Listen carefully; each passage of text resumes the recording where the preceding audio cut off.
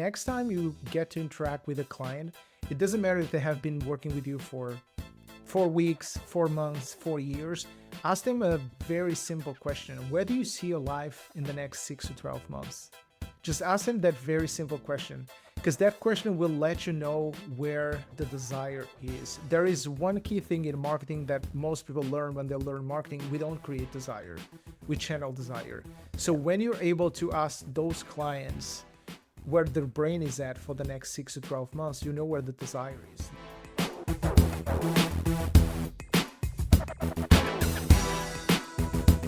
Welcome to the Lean Marketing Podcast. I'm your host, Allan Dib. Today, I've got a special guest, Jay Goncalves, and Jay is a specialist at retaining clients. Now, we talk a lot about client acquisition at Lean Marketing. How do we get new clients? But really, if you have a look at the one-page marketing plan, and if you have a look at a lot of the work we do, we talk about increasing customer lifetime value, which is really where the money is made.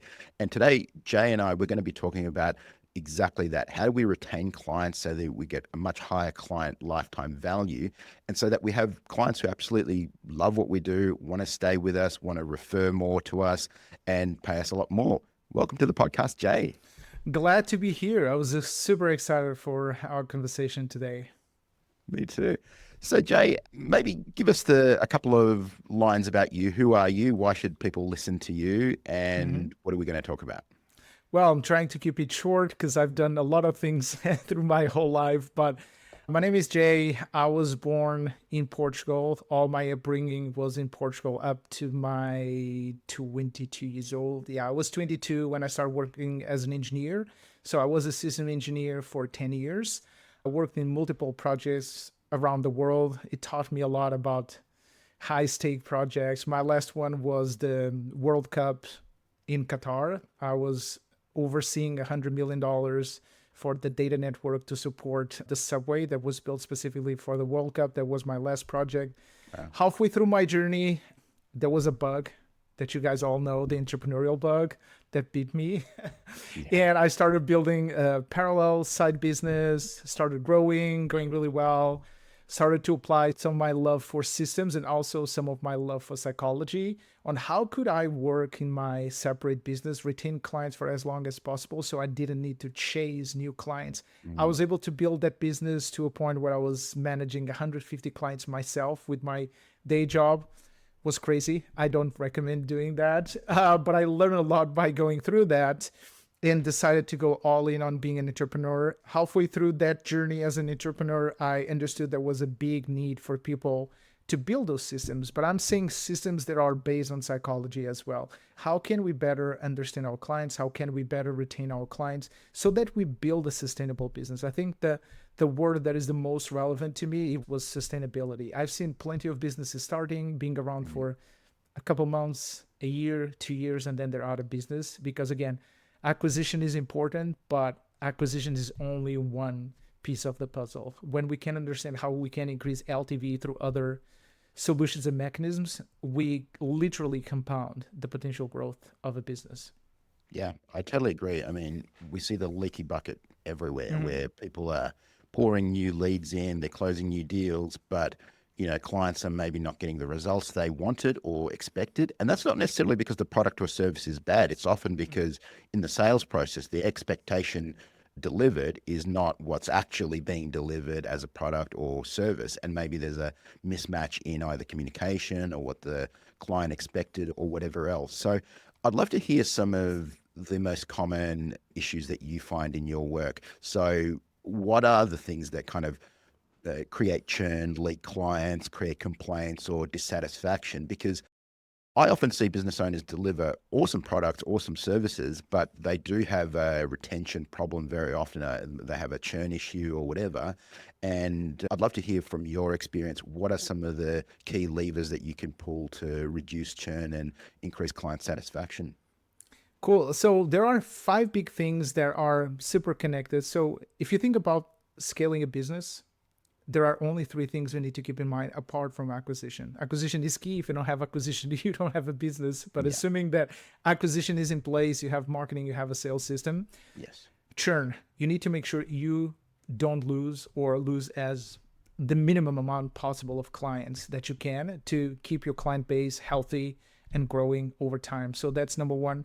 Number two, it's how can you increase lifetime value by having either a great system that resells your offer or have multiple offers that your clients can buy. And then third, it's how can you generate referrals out of your client base so that you don't have to pay for that acquisition of new clients because your clients happily refer their friends and family to work with you. There is also a hidden force behind all of that, which is word of mouth. I think it's often neglected because you cannot measure word of mouth. It's really hard to measure, but when you have really good word of mouth about what you do and what you deliver, it will indirectly, because it's not measurable, help your marketing and sales. Like think about people who heard, oh, it's super amazing to work with this company. They have a great service. They're super tailored to my needs. I avoid the word personalization because I think there is a misunderstanding what personalization is. I like the word tailored, which is adjusted and adapted to our client needs.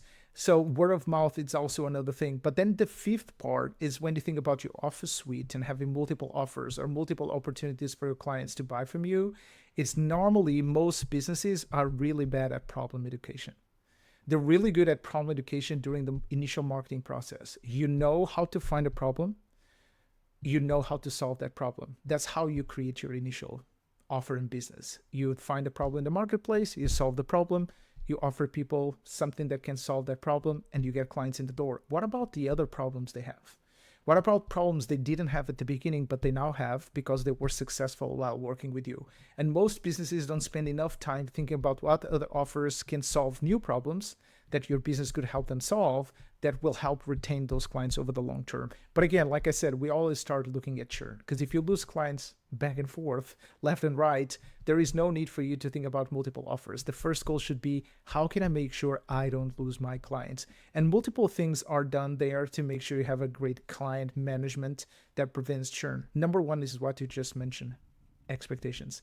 I think there is a big misunderstanding, and I love this study where they asked business owners and clients, what should be the goal of a business? Business owners said exceeding expectations, and then they measured it. The inability for most businesses to exceed expectations was very consistent. And even though most entrepreneurs were just thriving and exploring all the opportunities to exceed expectations, the problem was it was very unreliable because they didn't meet expectations most of the time. Their clients were still unhappy. And what they measure on the client side is that the clients see marginally a little bit of extra value when you exceed expectations, but it's very minimal compared to just meeting expectations. And that for me, it's the biggest takeaway. When you offer something to your clients, how can you make sure you build the systems and make sure you can sprinkle some magic, also known as psychology, to make sure that the vast majority of your clients have their expectations met in the first initial duration that you have internally as a minimum engagement with your clients, to make sure that the majority of them will be qualified to work with you for the long term. That prevents churn and creates more opportunities for LTV.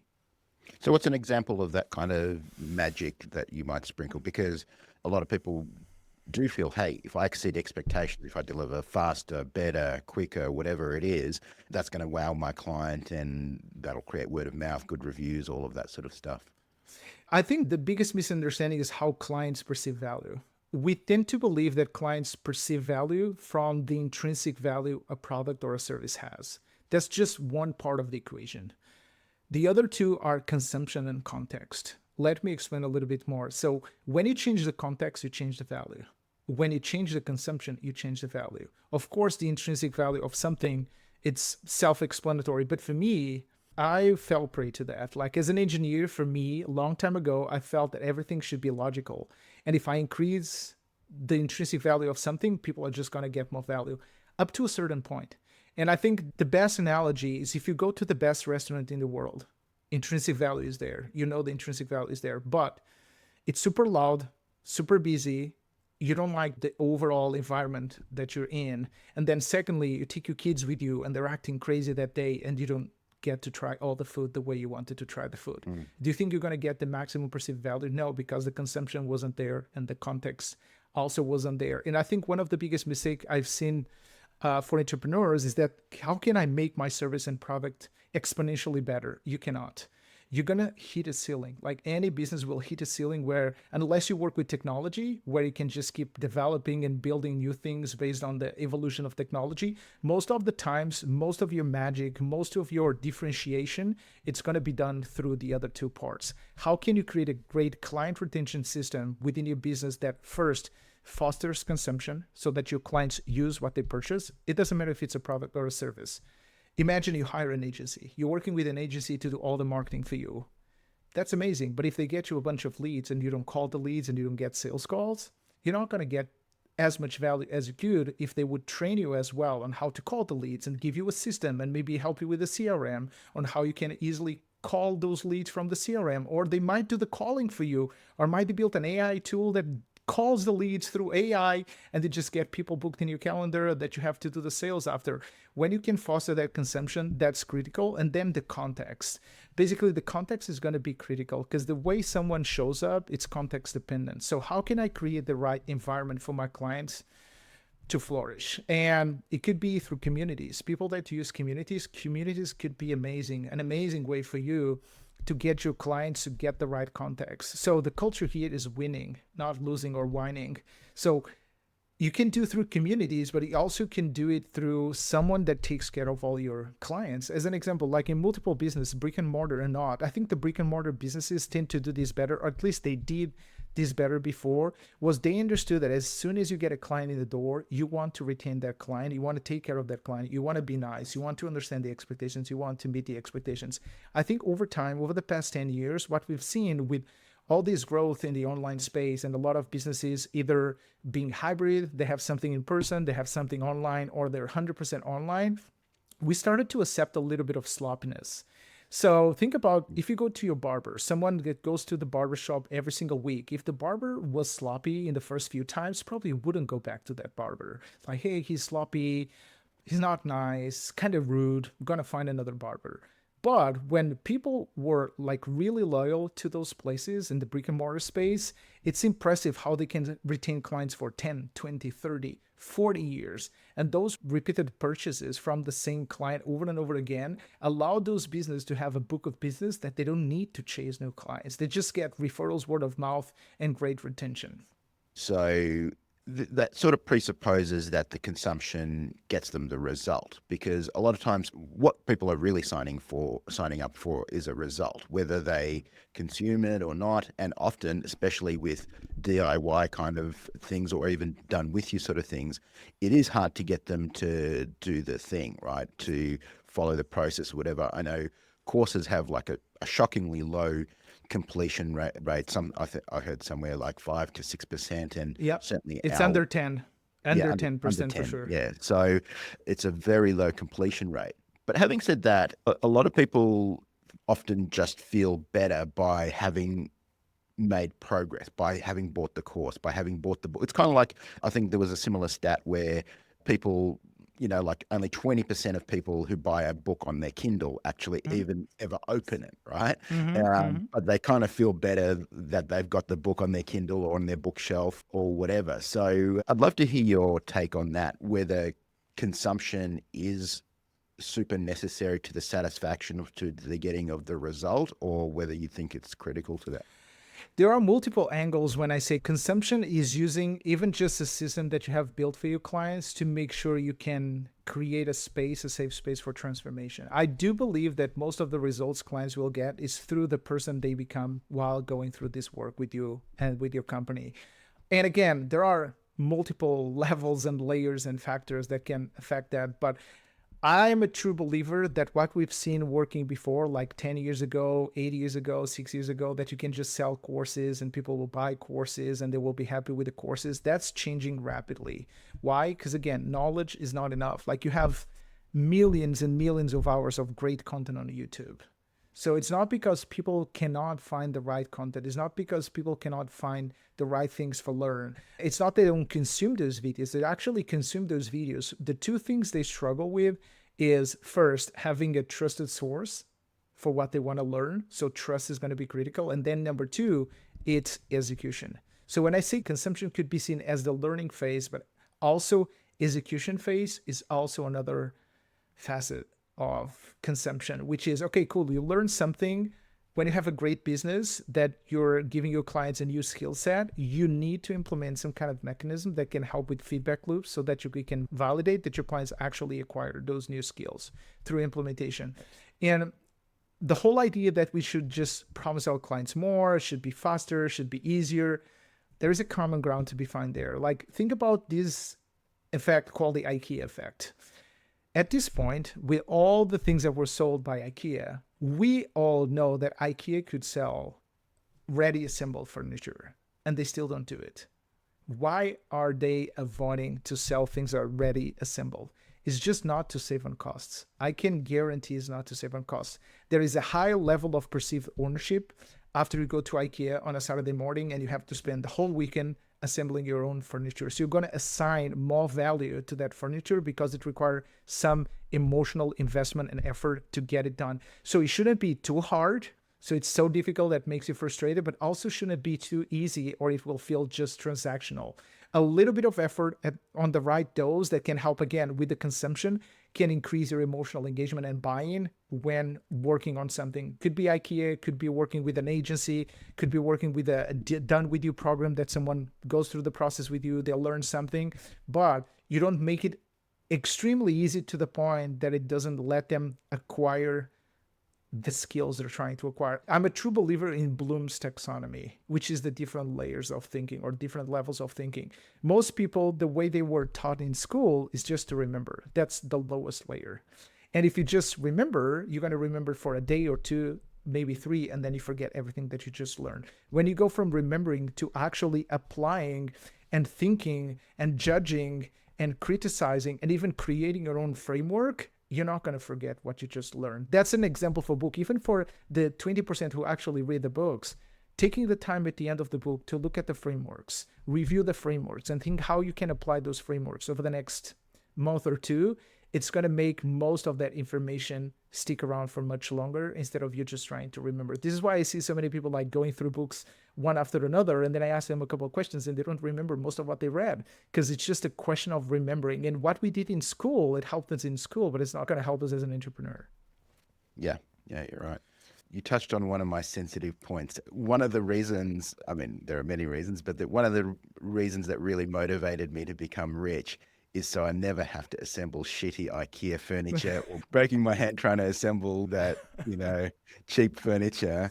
So I'm glad to say that I've got there. So you were able, you're not going to spend the weekend assembling new furniture for sure. Believe me, I am not. And yeah, so not a big fan, but I totally understand what you mean. It's the idea is that if they put effort in, they're going to value what they create more, right? So, and there is a better example, like a really nice study they did was to give people two options, two groups of people. Group number one is like, what would be the value you would pay for this mug?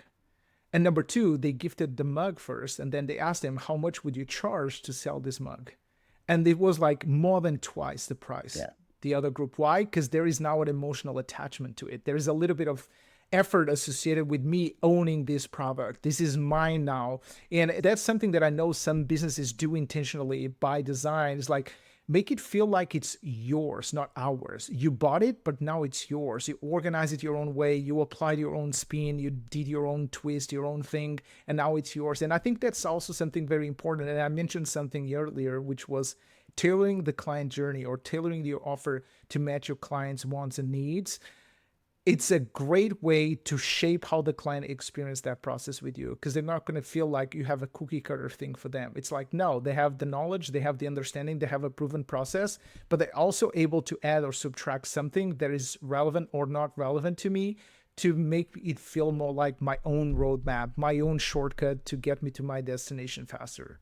Totally understand. So one of the really important roles that we introduced in our business over the last, year and a half is customer success. And that, so we've got Sarah from our team who you know well, and it has been a real game changer because it's someone whose whole role is dedicated to making sure that someone is consuming, getting a result, showing up to calls, all of that. Because it's easy to say, hey, we delivered our part. We did our part. We did the coaching. We did the whatever. We delivered the course and all of that sort of thing. It's up to you to consume it, to get the result and all of that.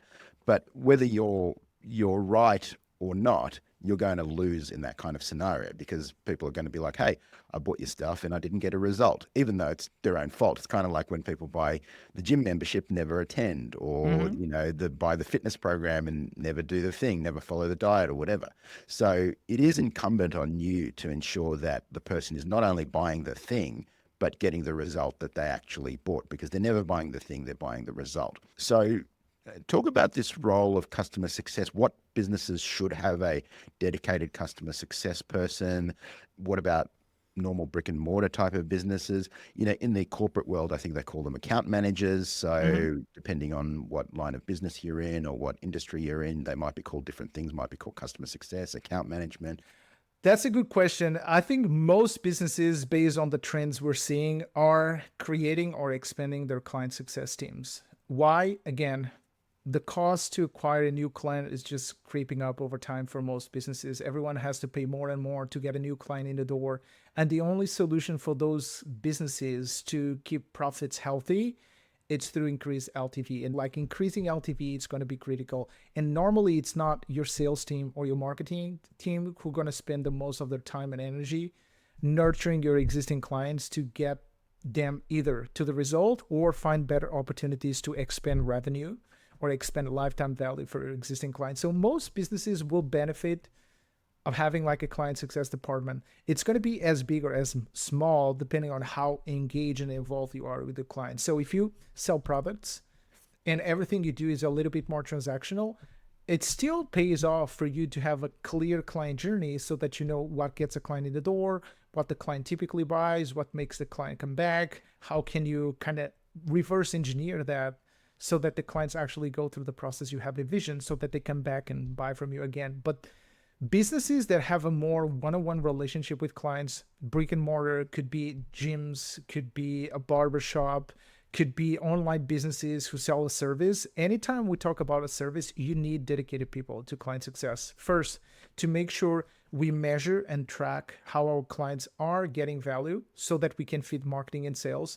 No one knows your clients better than your client success team. We can do all the market research we want. We can do all the sales calls we want. We have a transactional interaction with your clients. When you have a client success team dedicated to take care of your clients, that team tends to spend much more time with your clients understanding what are the new wants and the new needs and what's working and what's not working. What do they like? What they don't like about the product or service? What are the inflection points in the client journey? So most businesses would clearly benefit from having someone, at least one person dedicated to that and finding opportunities to, again, how can we prevent churn? How can we increase lifetime value by creating new offers or giving our clients a better opportunity to extend on their existing stay in contract with us? And then third, how can we basically foster referrals? How can we tell our clients that we really appreciate referrals? And how can we reward our clients for bringing referrals so that we create a culture and a community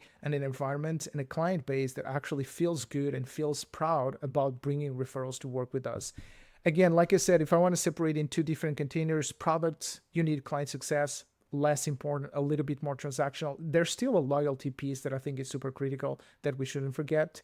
Because again, if you create a second product line, you still need client success, someone in charge of client success to understand what made your clients happy and successful in the first product line you have created before you expand into a second product line. But when you have a service, it's becoming a non-negotiable nowadays. Clients expect a different level of care, a different level of human touch. And that has been the most challenging thing I've seen over the past 5 years with the business I have today, but I've seen this over the past 10, is that with all these growing technologies, with all the remote work, with all the online interactions we have nowadays, I saw a lot of businesses losing that human touch. And I do believe through the work we've been doing over the years that you can keep that high touch, high quality experience for your clients if you have someone dedicated to that implementation. So we cannot expect marketing and sales to do that implementation. We need someone assigned to take on that role. What about the person that does the delivery? For example, if you're a fitness trainer, should you have a different person doing client success, or is it okay to kind of go, okay, I'm in client success mode and now I want to measure, how a client is feeling about the program or whatever?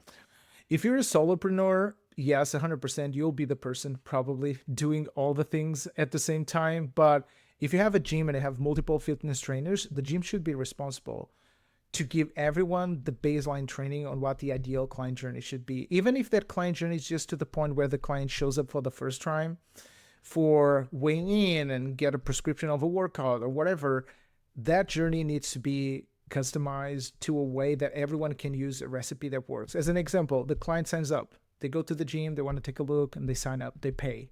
Cool. Client success starts immediately. How is the client being welcomed? Is the client getting an email? Is the client getting an SMS? Is the client getting something that creates a transition moment between not being a client and now being a client? Can they understand there was a transition? There was an identity shift from I wasn't healthy and now I'm a healthy person because I just signed up for the gym. After welcoming the client, how's the onboarding? Is someone, the fitness trainer who's going to work with that client, grab the phone and call the client? Hey, client A, my name is Jay. Super excited. Just saw that you signed up today for our gym. Just want to make sure we can find a time that works for you. I can show you the facility. We can talk about some of your goals. I can help you with some workout prescription. We have someone that helps people with dieting. We'll see what makes sense to you. Do you have any availability tomorrow? Yes, at 10 a.m. I can be at the gym. Okay, cool. I'm going to be here. I'm going to be waiting for you. See you tomorrow. That welcome, that transition, and that onboarding is going to be critical because that's what's going to help us to understand, like, how can we better serve those clients? And again, then all fitness trainers can have their own twist and their own way of talking to clients and what they're specialized in. But I think getting those clients to show up at the gym for the first time, get to understand your client's goal, get to create some buy-in and understand what makes the client bought in so that they can go to the gym more often and be more successful in their healthy journey, it's going to be critical. And then there are multiple things that, again, the business will want to do. The business want to keep track of how are we interacting with our clients when the clients don't show up to the gym. Are we sending them reminders? Is there anything that show us that the consumption, like we talked about before, is not there and that client might churn? Are we sending them reminders like what Duolingo does? I think Duolingo has a perfect example. I think if you don't show up for one of the lessons once, you get a reminder. Second time, you get a second reminder. Third time, you get a reminder asking if you want to opt out from those reminders, because they understood that if you remind someone too many times, they just get frustrated. So they give you an opportunity to opt out from those reminders that make you feel like you're failing. Can we give those baselines and ideas to our personal training staff so that they know it's okay to remind the client to come to the gym, but if you're reminding them too often, you actually might churn their client because you're overdoing it. And again, like, how are we tracking those clients? How are we celebrating those clients? If the client comes to the gym 10 times, like in the first 3 months, are they getting an acknowledgement for that? Is there an opportunity to celebrate how much that client has done? Or as an example, like, you've come to the gym more than 78% of the people in this month, or something like that, something that gives them a sense of completion. And normally one of the things that tends to increase buy-in, it's proximity to completion. You're getting closer to the goals you have in mind because now you've been doing what you always wanted to do and you were never able to do consistently. And then tracking, how are these businesses, these gyms, tracking those clients? Like, how are they tracking who comes to the gym, who doesn't, who's working with the personal trainer, who's not, who's working with the dietitian, who's not, who signs up for classes, who comes for free workouts and they just want to do their own thing and they don't want to be annoyed by a personal trainer because they're experienced. They just want to go to the gym, do their workout and go back home.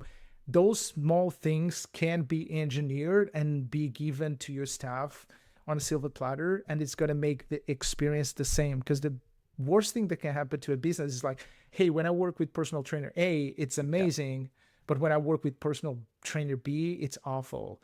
They're not going to refer someone they know because they're afraid that person they know might be assigned to personal trainer B and they just trust personal trainer A. And that trust can be built and engineered when you have a map and a journey that can be applicable to multiple clients you're onboarding in your facility.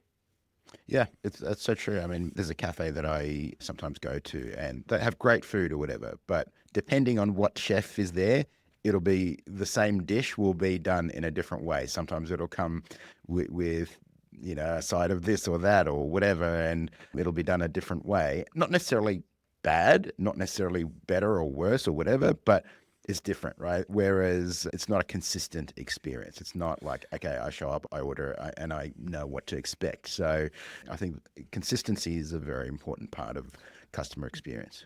That's what made McDonald's, part of what made McDonald's who they are. Because I'm going to use a word from someone that I love. I think he explains client journey super well from a marketing perspective. He says that it's the most consistent mediocre food Yeah. experience that you have. But what he says, and I'm stealing his idea, his big idea is that it doesn't matter where you go in the world, it's going to be very similar Yeah. and very consistent. So when you want to take something that you understand what's going to be delivered, you understand what are the fries and the burger, they're going to be like quite similar worldwide, you go with the safe bet. And the second thing, they're so consistent on the delivery of the food, but also people don't have to. What helped them so much is that the way they play with it was like, okay, cool. I know that people will come here if we're consistent. We don't need to deliver like a Michelin star Yeah. kind of experience, but if we're consistent all around the world, people will come back. And that's, for me, I'm not a huge McDonald's lover. I rarely go to McDonald's, just not my personal preference.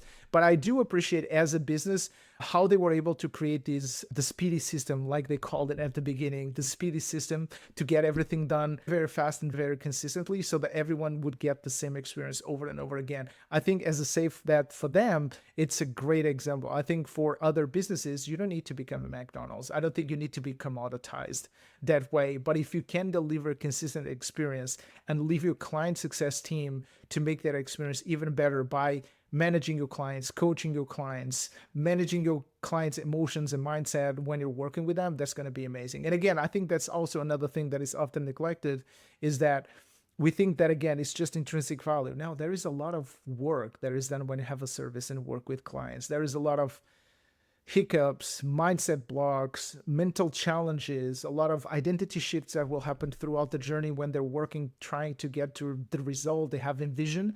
That having a team that can work alongside them and have the empathy because they understand not only the logical journey, but also the emotional journey that the clients go through, it's massive. Yeah. So we really need to think through the whole entire customer journey from them just discovering you right through to them being satisfied, getting you referrals, buying more from you. I often say, I mean, there's really only two ways to grow a business. Number one is to get new clients, and that's the fun, sexy way, which everybody loves. And of course, I love that too. But where the money is really made is to make more from existing clients, that LTV. So we measure getting clients with a metric called CAC, or cost of customer acquisition, and we measure how much we make from clients by LTV, lifetime value. So they're really the two metrics you need to know in your business, and LTV is that lever that you can really pull. I mean, we see tons of different businesses from heaps of different industries, and I would say for the most part, as a rule of thumb, most businesses could double or triple their revenue by adding no new clients, just by increasing customer lifetime value, by getting clients to stay longer, to buy more frequently, to buy in greater volume, to ascend them to higher levels of your program, all of those sorts of things. And most businesses, it's funny, they don't focus on that. It's something that's maybe an afterthought, something that, like, sometimes we'll ask a new person in our coaching program, okay, well, do you have an email list? Oh, yeah, we've got thousands of people on our list. How often do you email them? I think we emailed them 6 months ago, or once on Black Friday, or something like that, which is a very common kind of thing. So increasing customer lifetime value, it's a very easy lever to pull, and it's something that can have massive effect. Jay, the last block of the one-page marketing plan, I called it orchestrating and stimulating referrals, meaning it's an active process, meaning it's not something that we leave to random chance, which is what most businesses do. Most businesses will say, if I do a really good job, that'll create word of mouth. People will tell other people. And, maybe sometimes randomly that might happen, but that's kind of leaving things to random chance. What I want to do is orchestrate and stimulate referrals. I want it to be an active process, something that I do intentionally. What are some of the best ways to orchestrate and stimulate referrals? So let's start with number one, ask. Yeah. That's the easy answer that I've seen over and over again businesses not doing. They don't ask for referrals. And because they don't ask, think about the perception from the outside. If someone was working with you, they think, oh, these guys are super successful. I'm sure they don't need referrals. Like, they have plenty of clients. They don't need more clients. That's the wrong assumption, but no one ever told them that's the wrong assumption. So ask for referrals. So the process of asking is going to help most businesses immediately. Just If you have something you want to do tomorrow, just go to your client base and just ask them. For the ones you have a good relationship with, just ask them if they have someone in mind that could benefit from working with you. So that's number one. Number two, lack of specificity. So for the people who ask for the referrals, they don't specify who they're looking for. Oh, do you know someone like you that could work with us? I don't know who I am. Like, Yeah. what do you mean, someone like me? Give them like a specific example. Like, do you know any entrepreneurs that would need a better marketing and sales system to consistently get new clients in the door? Oh, yeah, I have a few of those friends that are actually entrepreneurs. We have a group of people. Okay, cool. Are they working with anyone at the moment? No. Cool. Do you think they would be a good fit for our coaching program? I think so. Amazing. This is how it looks like. And then third, give your clients something simple and actionable that doesn't require a lot of brain power for them to make that connection happen. It could be as simple as putting the control on you. Hey, Allan, can I just give you the email and you take over? Sure, perfect. Just tell me the name, tell me the email. I'm going to send them an email. I'm going to put you in CC so that you can see the beginning of the conversation and I can take it from there. I just need to borrow trust from my existing client to start a conversation with the other client. Of course, if they can do a little bit of the nurturing, if they can set up that conversation themselves, it's going to be even easier. But I just need them to give me permission and the context so that we can get things rolling. I'm keeping things very plain vanilla because there are multiple things we can do to make them fancier. And you guys are a great example of making things like super interesting and fancy. We're going to leave that out of the episode for today. You guys have like some really cool ideas inside of what you do. Those will be like the three critical things to make sure someone can get started right away. And then rewarding. I think rewarding will need to be split between transactional businesses and more intimate businesses. If your business is purely transaction with your clients, I go with incentives and not with the rewards. And let me explain. Incentives is something I'm going to be telling the person that this is what they're going to get if they bring a referral. I need to incentivize them to take that action most of the times because it's more transactional. But if I have a relationship built with that client, I don't want to incentivize my client. I actually can feel off. And the example I normally give, it's just based on goodwill. If you have built enough goodwill with that client, you can just use the existing goodwill to ask that client if they know someone that could be a referral to work with you guys. If I see you out there and your car is broken, I'm going to leave my car. I'm going to help push your car immediately. But if I was passing by and you offer me $5 to help push your car, I would say no on the spot. A logical person would say that's doesn't make any sense. That's not logical. So you would do it for free, but you wouldn't do it for $5? Of course, because the first example, I'm doing it based on social norms, on helping someone. Makes me feel good that I help someone. The second one, it's economic. It's an economic transaction. And for me, I'm worth much more than $5 for that. So just be careful when measuring what you sell and what you offer to your clients to understand if it's not transactional, if there is a relationship that has been built with that client, don't offer to pay them for a referral right away. What I normally do, I use goodwill to get the referral process rolling. And then as soon as I get the referral, I reward them with a gift. The gift is going to be even better for them because they were not expecting the gift. They just referred because they enjoy working with you. And now they get a gift. That's an example where exceeding expectations could be massive and doesn't cost you anything at all compared to what you would have to pay to acquire a new client through your other client acquisition methods. I totally agree. I mean, something where there's a high degree of trust involved. So, for example, if I referred you to a dentist or a chiropractor or something, and then you found out later, hey, I actually got an incentive for that, you'd rightly be thinking, did Alan refer me to this because it's a really good doctor, or did Alan refer to me because he got an incentive, right? So often the act of doing the referral and the elevation in status that the person gets as a result of referring, that's really the reward. And you take that away by making it incentivized or a transactional thing. So it's very important to understand the psychology of referrals. Why does someone refer? You know, why would I refer a restaurant to my friend? Because if my friend goes there, has an amazing time, comes back, says, Alan, we took my wife there, we had our anniversary dinner, we had an amazing time, that now elevates my status within that peer group, right? So I'm not trying to do a favor to the restaurant and, you know, the restaurant could incentivize me or whatever. That would not move the needle for me at all. I want that status that comes back of, you know, my friend saying, hey, had an amazing time. Thank you so much. I added value to his life. So in a similar way, you don't want to take away the thing that really raises somebody's status, especially when it comes to referrals. The other thing that I've noticed, and I write about this, is that someone won't refer somebody else to you unless they're 100% sure that it's a good fit. Like if they're Mhm. 90% sure, they're like, it's risky because, hey, I might refer someone and, it's not a good fit, or they get hammered by a salesperson or whatever. And again, what's that going to do to my status? That's going to lower my status within my peer group. They'll be like, oh man, this guy you referred me to, he just keeps hammering me with sales calls, is not really what I was looking for or whatever. So you need to have a way to arm maybes that are good fit, right? And I call it arming your referral network. So can you have something of value that you can pass on to your friend or colleague or whatever, that you're not necessarily putting them in the line of fire of a salesperson when they might not be ready, but you've got something of value. So in my business, obviously I use my book, right? Mhm. So whenever I send somebody a book, I send two copies, one for them and one for them to give away to a friend, colleague, relative, whatever.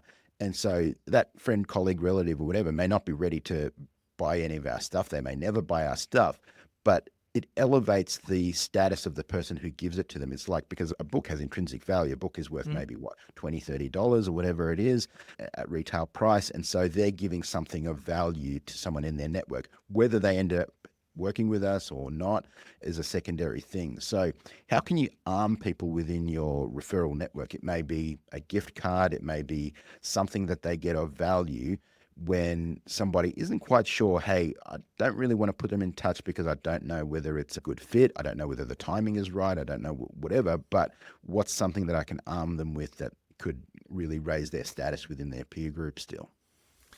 I'm not gonna go with the gym one because I think the gym one is overly easy because they already do all of that. They do the bring a friend day, and you bring a Yes. friend and both of you work out together. That's very easy. That's what they normally do. And it tends to work like Yeah. amazingly well. Because again, like it's a lower barrier to entry. Someone that they know already works out there, they know the personal trainer, they bring someone else. It's just so much easier to get that done. There are other examples. Let me use an example now for people that operate a business that's mostly online. Even if you have like a master class, something like that, that they can gift someone like, hey, I got this gift card, and we can send them something physical, like a physical gift Yep. card with the QR code. They scan the QR code, takes them to a master class. And in that master class, there is no selling, no nothing, just value. It's an opportunity for them to get to know you, get to know what you stand for, get to understand your values, get to understand what you typically help people with, and give them some actionable steps they can take immediately after watching the masterclass that get them to momentum, get them to see some progress. And then again, it's up to them if they want to engage with you, if they want to work with you, if they want to be a coaching client, but something that gives them action. I know that not, I'm using this example because a lot of people will say, hey, Alan, but you have two books. It's a lot easier for you because you have two books. And I have a book. I do the same as well with our book. But for people that don't have a book, you don't need a book. You can have like a lead magnet that it was maybe, I don't know, or like a three-party kind of thing, something you were selling for a very affordable price in the past, a recipe book, whatever you have that you were using before that you can gift their friends and family, that get them to know you a little bit better. It's going to make them feel good. Like you said, I think you nailed it perfectly. It's more about how it makes your existing client feel than how it makes the new one or the probable new client feel at the end of the day. They need to feel good about that initial action so that they feel comfortable asking more people to get to know what you have to offer. And arming them, I don't want to go extreme like you would do with affiliates. With affiliates, you need a lot. It's going to be very dynamic. You need like social media posts and copy and emails and swipe files. That's very complicated. Most businesses, if they're not going to do the affiliate marketing approach, they can have something simple. Find 1 to 3 assets that you have in your business that are super valuable, that don't cost you massive amount of money or loads of money, that is going to complicate your cash flow, but it's so much valuable for whoever gets access to that, that you're willing to give it for free to the right person. Yeah. Yeah. So true. Jay, is there anything else that we haven't really spoken about that you feel is like one of those small hinges that swing big doors that make a really big difference, either with customer retention, customer success, lifetime value, referrals? What's something that we can leave our listeners with? I would say one last thing that could be an interesting thinking process for everyone that listen to the podcast to think about is like next time you get to interact with a client, it doesn't matter if they have been working with you for 4 weeks, 4 months, 4 years. Ask them a very simple question. Where do you see your life in the next 6 to 12 months? Just ask them that very simple question because that question will let you know where the desire is. There is one key thing in marketing that most people learn when they learn marketing. We don't create desire, we channel desire. So Yeah. when you're able to ask those clients where their brain is at for the next 6 to 12 months, you know where the desire is. Then you can channel that desire for whatever products and solutions you have available that can help them get to those goals, get to those outcomes, get to those results they want. Most people are so focused on the now, and that's where most of your time and energy should be to get your clients to the first result now, that they forget to ask the clients, are your goals still the same? I've been working with you for 4 years. Your goals now must be different from what they were 4 years ago. Where do you see your life in the next 6 to 12 months? And knowing that for the majority of my clients, how can I shape, build, isolate, break down in pieces what I typically offer to make sure that I have the right offers for my existing clients instead of just doubling down and making the streamlined front end flagship offer kind of thing. Think about what other multiple offers or ideas can you put on the table that will allow your clients to stick around for the longest. Love it. Thank you, Jay. Where do people find you? And we'll, of course, link to that in the description and the bio. Cool. So, two simple things. You can go to ethicalscaling.com. We have a blog. There are links to our book. Our book is called Customer Success Manifesto. You can find it on Amazon. You can find it on Audible, all the versions. And probably the easiest way, again, I'm going to do the same thing as you did. Like the easiest way to get to understand what we stand for, how we look at client retention, client success, just go through the book. It's long, it's 300 pages, but it's like a lot of stories, a lot of experience working with clients over the years. So most people that did read the book, they enjoy the experience. That would be my recommendation. We also have a podcast called Ethical Scaling Podcast on YouTube and Spotify and Apple Podcasts. If you're more like into listening than actually reading, that would be my recommendation. Amazing. Thank you so much, Jay. Thank you for having me.